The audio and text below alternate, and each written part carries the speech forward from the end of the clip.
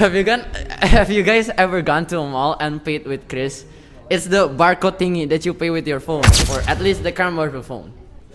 Well, actually, it's one of the programs by the bank to support small businesses around Indonesia. Hello everyone. Today we want to talk about the basic knowledge of UMKM. What is UMKM? So, UMKM or usaha mikro, kecil dan menengah adalah bisnis produktif milik individu atau badan usaha perorangan yang memenuhi kriteria kekayaan bersih dan omset tahunan tertentu menurut undang-undang.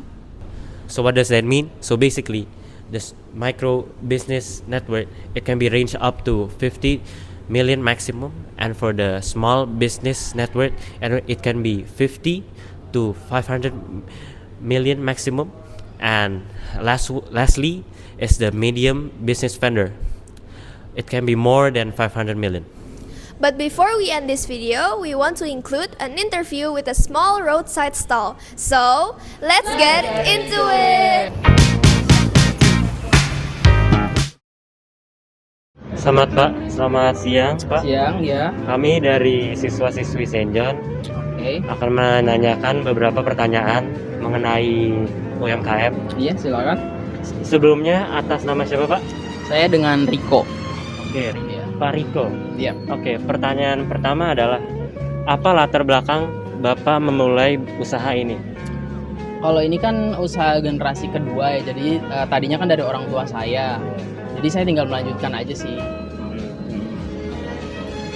Pertanyaan kedua adalah kapan usaha ini didirikan dan bagaimana perkembangannya hingga saat ini? Sebenarnya dari mungkin 10 tahun lalu ibu saya sudah berkecimpung di dunia ini. Namun saya ambil alih ketika saya sudah keluar SMP, lalu saya kuliah, itu sudah sekitar 5 tahunan yang lalu.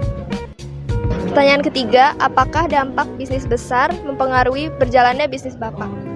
Menurut saya mempengaruhi. Di satu sisi mungkin kita jadi lebih harus update, jadi harus lebih sering mengkoreksi bisnis sendiri. Jadi gimana caranya kita biar bisa berkembang, bisa bersaing secara sehat.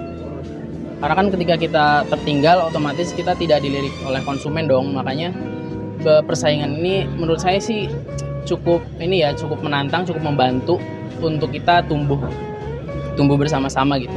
Oke, baik. Untuk pertanyaan keempat, dari mana biasanya Bapak mendapatkan bahan baku dan bagaimana agar kualitas tetap terjaga?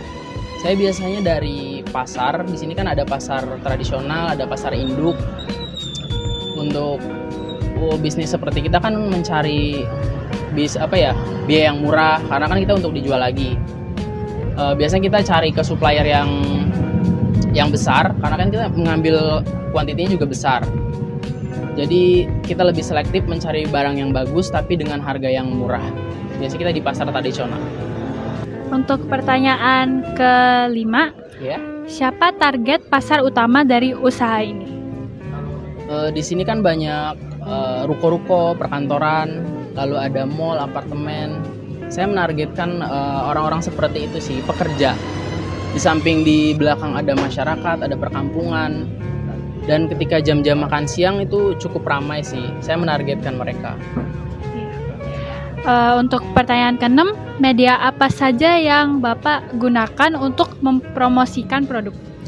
Di zaman yang seperti sekarang mungkin kita harus pintar-pintar atau mencari peluang.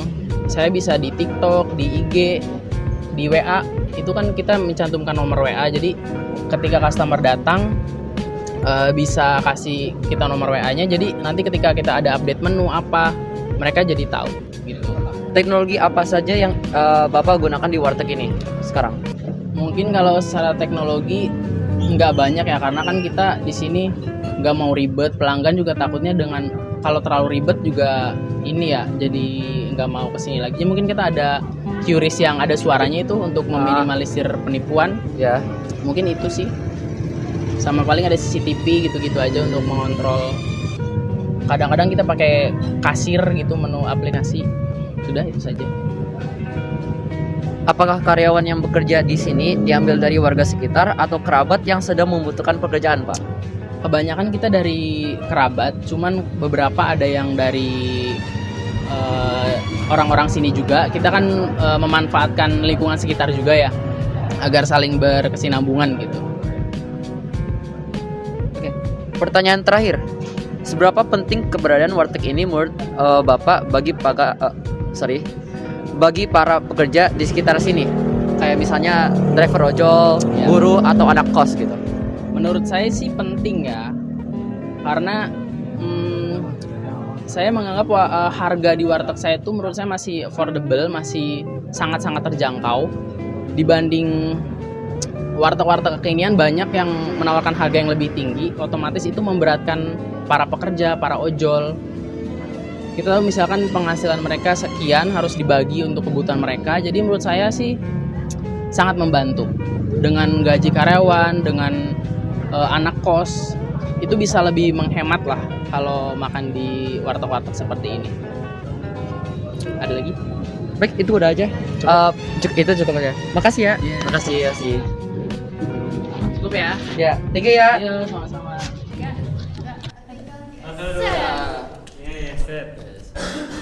So, in conclusion, even though the vendors are relatively small, they still use technologies to keep up with the trends and stuff.